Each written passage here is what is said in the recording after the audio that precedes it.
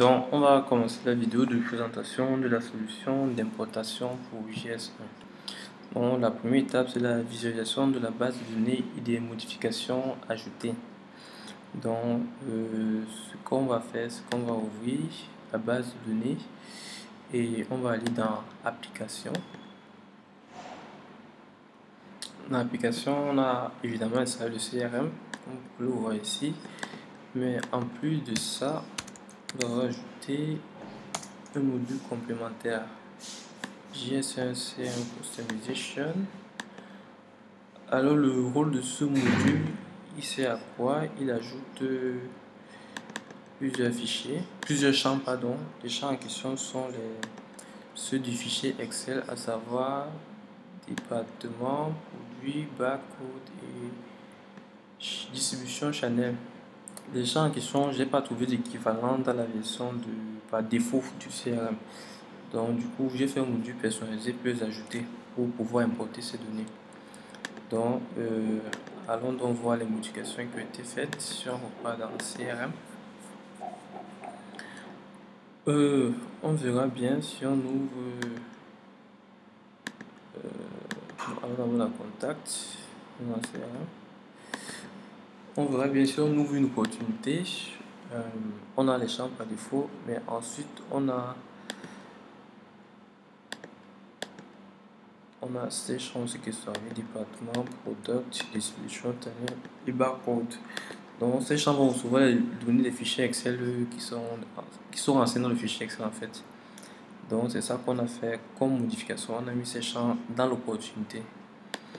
Ok, donc on peut aller voir la liste des contacts. On voit bien que par défaut on a ok, je vais supprimer ça parce que ça c'est quoi? C'est ce que j'avais importé. On va aussi supprimer ça.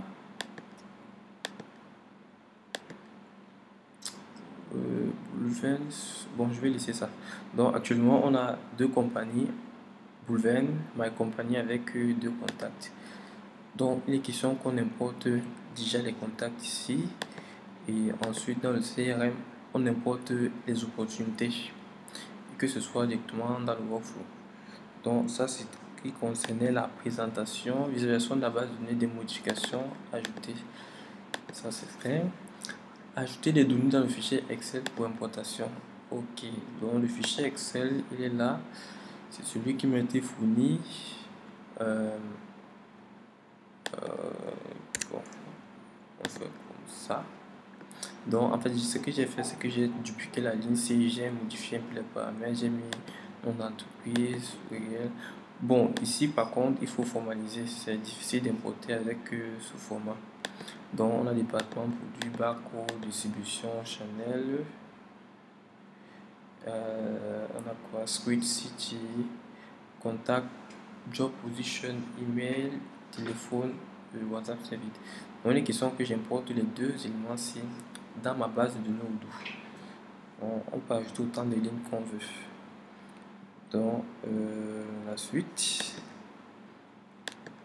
une fois que c'est fait, importation de données avec la solution. Donc la solution est sous forme actuellement de ligne de commande. Donc c'est un logiciel que j'utilise en arrière-plan, permet de récupérer les fichiers Excel et les charger dans les bases de données. Donc ici le paramètre pour le moment c'est encore l'adresse du serveur, donc l'adresse du serveur sur lequel est hébergée la base de données. Et ici c'est le fichier de configuration que j'ai créé, il est utilisable par ce logiciel. Donc une fois que cela est fait, j'exécute mon script.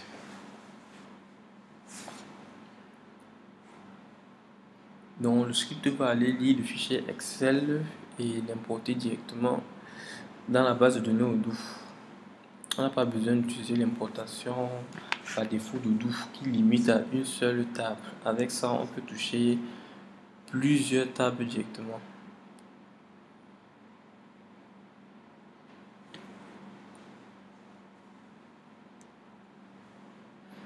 Donc là, le serveur démarre encore. Ok, là il a chargé ses bibliothèques. Maintenant, je crois qu'il va commencer à faire le travail.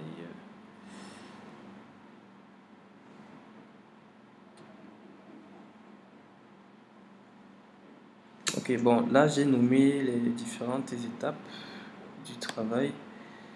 Bon, c'est moi qui ai nommé ces étapes. On peut bien les voir.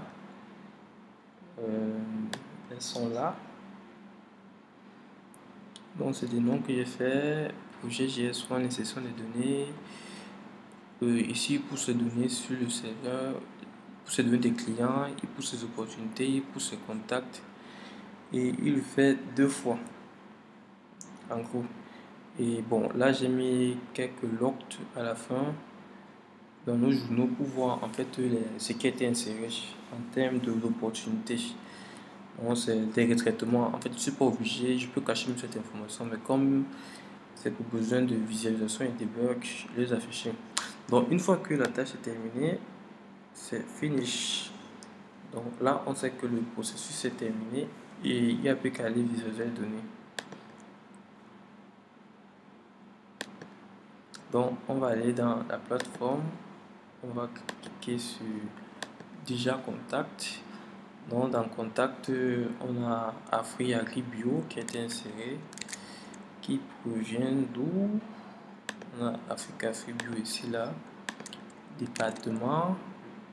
Bon, on va pas vérifier ça maintenant. Et on a Africa Agribio et le contact, c'est Goumani Valais 2. On a aussi Goumani Valais 2 avec ses informations, le numéro de téléphone, son courriel qui est le même. Sa fonction, c'est d'ici. On voit qu'on a inséré les informations dans le contact normalement. Ensuite, on a John Smith. Lui aussi, John Smith, il est comptable. Son numéro de téléphone, comme on le voit ici, et son adresse mail qui sont insérés. Donc, la deuxième entreprise, c'est Etarum ETS. Et John Smith est directement, bon, c'est un contact de Etarum, ça qui apparaît ici. Idem pour Agribio, les contacts de Agribio vont apparaître ici. Donc, ça c'était en ce qui concerne la création de l'entreprise et des contacts. Donc, maintenant, si on revient dans le CRM, on voit les opportunités. Bon, là, par défaut, ça ne m'affiche pas parce que je ne suis pas celui qui a créé l'opportunité, c'est le système en fait. Donc, pour que je sois celui qui a créé l'opportunité, je dois venir me mettre en tant que, si je ne me trompe pas, vendeur.